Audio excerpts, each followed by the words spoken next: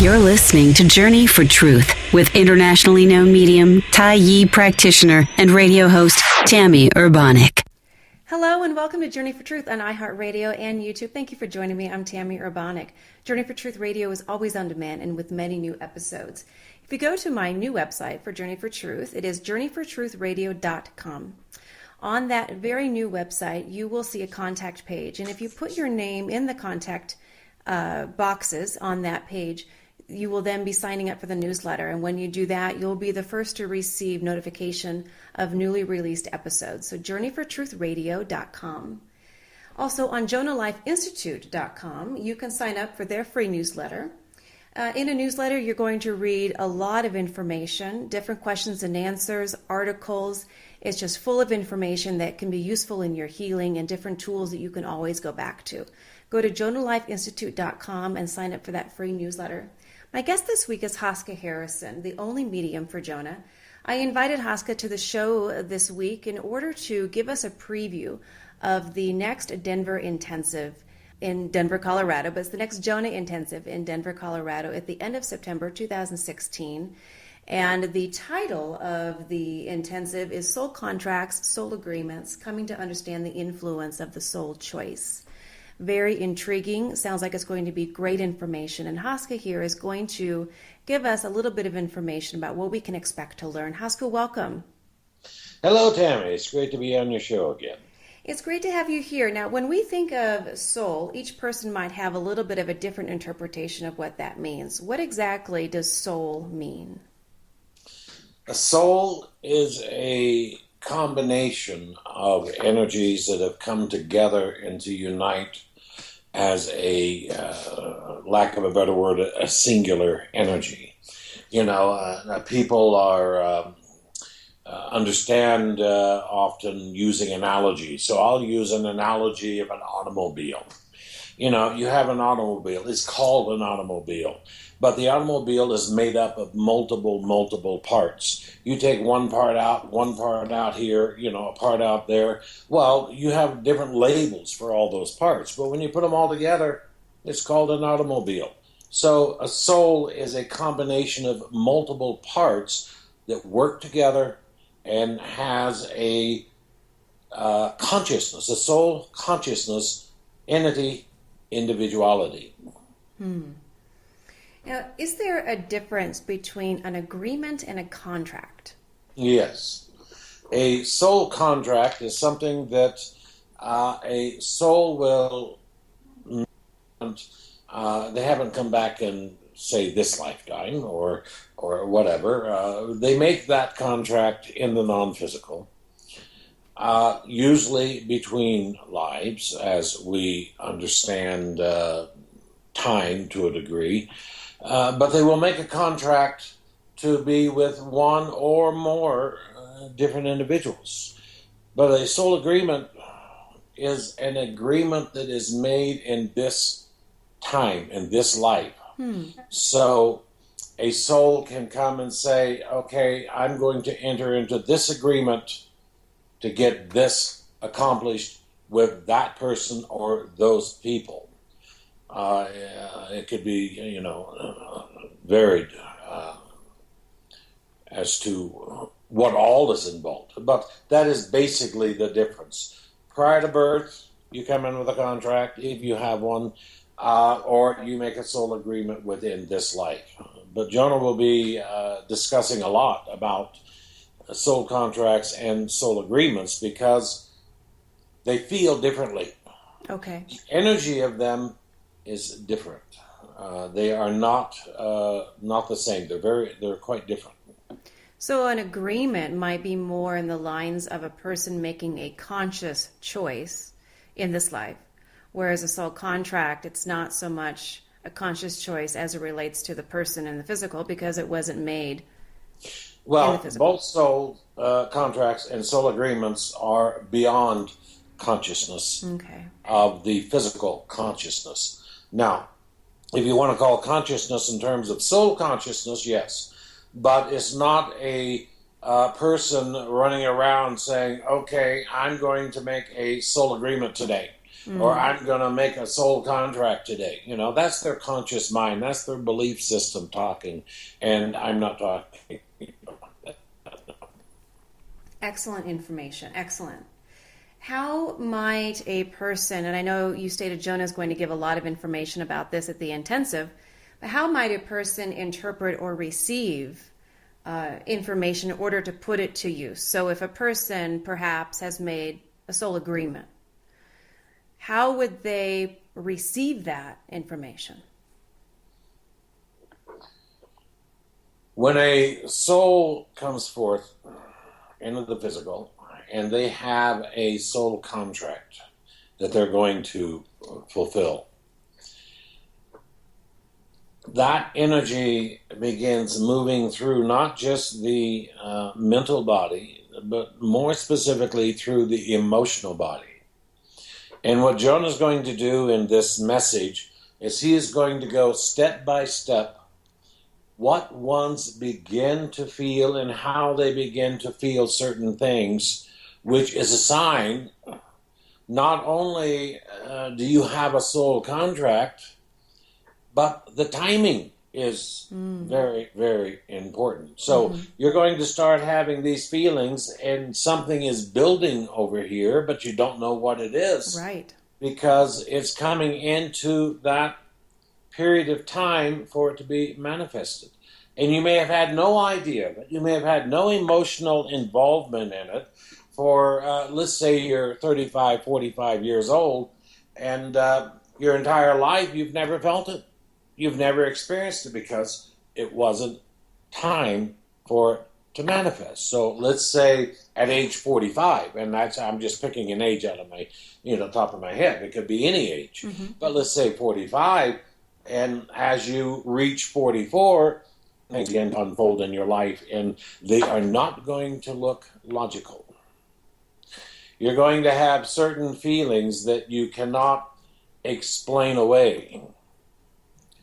And so I'm not quite sure how Jonah is going to address it. I do know he's going to address these are the stages of emotions you will go through.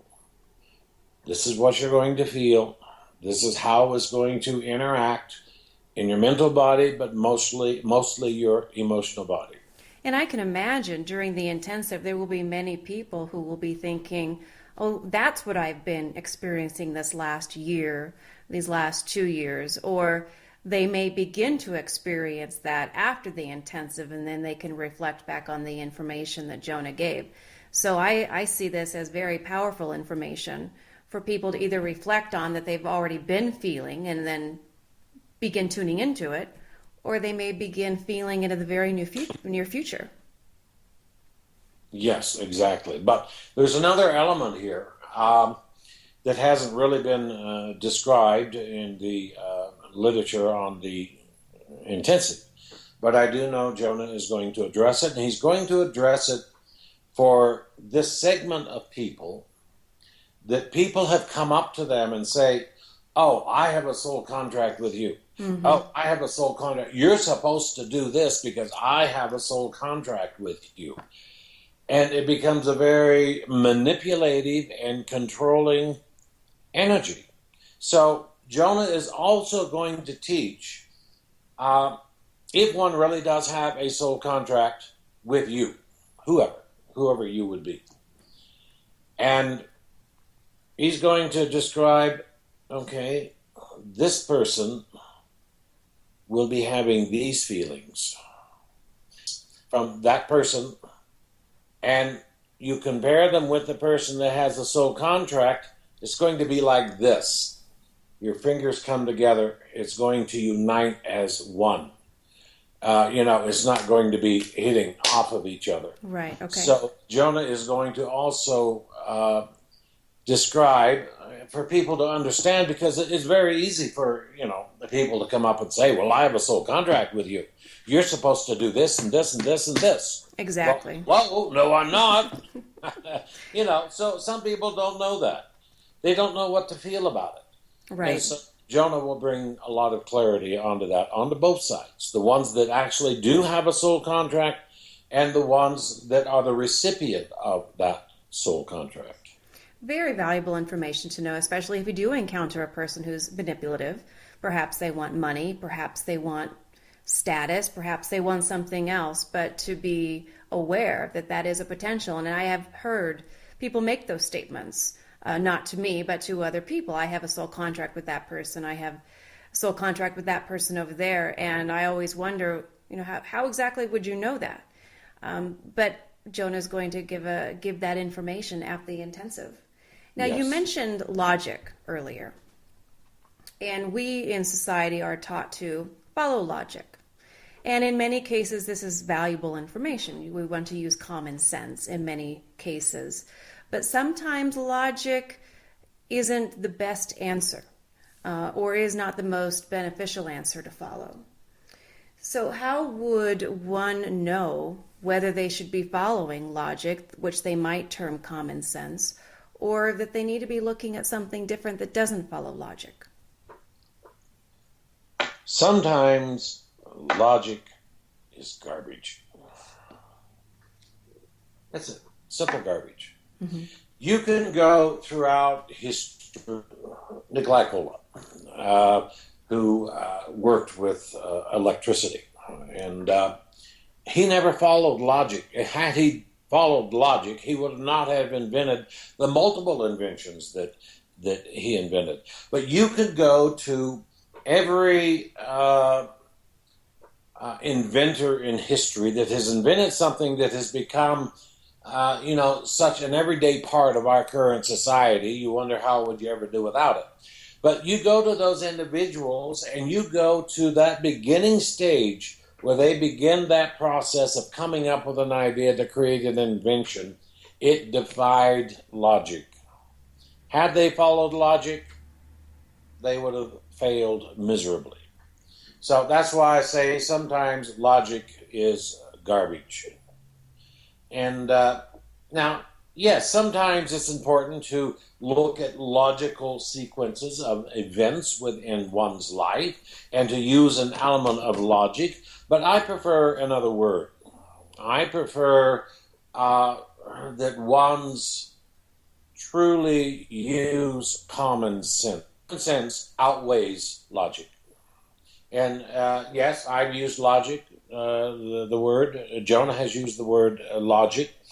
And logic does have its element within life. Mm-hmm. But I think that common sense is the greatest of the two to use and to simply express your own common sense. The people that made these inventions, they used common sense. The concept of logic is definitely used in order to feed into fear. You see that on social media, you see that on different comments that people write on different articles, that they need to be making logical choices because bad things will happen if they do not make logical choices. So they feed into that fear that we have to do these things that other people state we have to do. Exactly. If we deny an agreement or a contract, are there signs that we can look to that would indicate that? The person that actually has the contract and they are in denial of it, they make a choice not to, they're going to have different experiences emotionally in their life. And Jonah will again be describing that. But the key element they're going to feel is like, I lost something. I don't know what it is. I feel something. I feel this hollowness in me. That's a fairly common feeling of somebody that walks away from a contract that they as a soul made. But now, this is also important to understand that you have a soul that made a contract, and let's say they made a contract with another soul to accomplish something in this life. And let's say the one that made the contract walks away from it, makes a conscious choice to intervene in a soul choice and simply walk away. Well, does that mean that the recipient of that is now lost? No, because there's always backup plans, as I like to call it. And so someone else will come forward and fulfill that agreement with that soul. And then the person who denied it, do they have an opportunity to recreate something?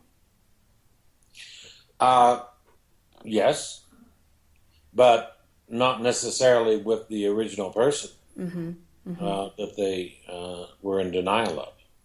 Right, because that original person might be completely gone, a completely different area of the world, perhaps.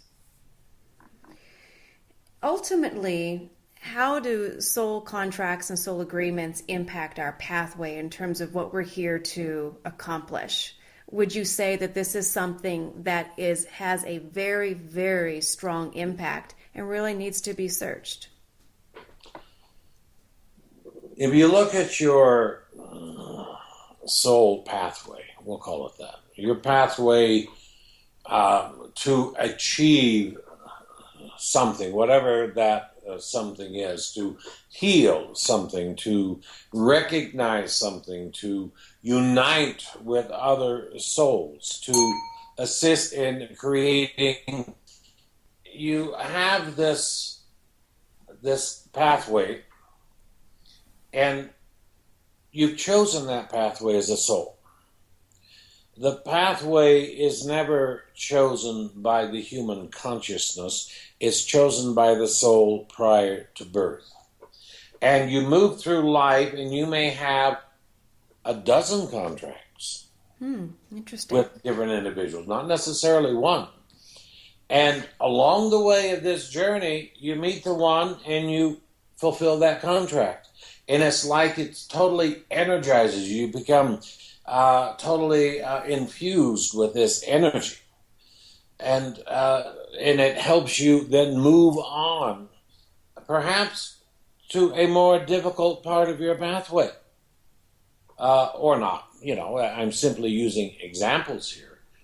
But not only infuses them with energy, they begin recognizing knowledge, wisdom, insight to understand what they're preparing to move on to next on their pathway. Which ultimately, it sounds like it brings them to a better understanding of who they are as a soul, what they're here to ultimately learn, and to really find that deep sense of joy that both you and Jonah have talked about. Exactly. This is fascinating information, and I know that the listeners will also find it fascinating as they listen to it, and those who are choosing to attend the intensive are going to receive a lot of information about all of everything you were just talking about, and how to implement it and how to really put it to use in their own lives and experience a different reality or just a different state of awareness. Now, where is the intensive? Exactly. It's in Denver, but at which hotel, and when is the intensive? The intensive is going to be held at the Doubletree by Hilton Hotel in Denver, Colorado at 3203 Quebec Street. For those of you familiar with Denver, it's by where the old Denver airport used to be some years ago. There is shuttles that are available if you're flying in to attend this intensive in Denver. The cost of the intensive is $340 per person, and it's Friday night, all day Saturday, all day Sunday. And that is a discount price available at this time. The price will go up on September 21st to $400 per person. Excellent. So people still have a few weeks to put their money together and receive that discount price. Where can people sign up for the intensive? They can go to www.jonahlifestore.com. And as soon as you go there, it's on the front page, and you just follow the instructions, and you can sign up online, or you can send a check or money order to Jonah Life Institute, P.O. Box 425, Monument, Colorado, 80132. Excellent. Well, thank you, Hossca, for being a guest on my show this week. Well, thank you, Tammy. And thank you, listeners, for joining me here as well on Journey for Truth on iHeartRadio and YouTube. Until next time, have a fantastic week.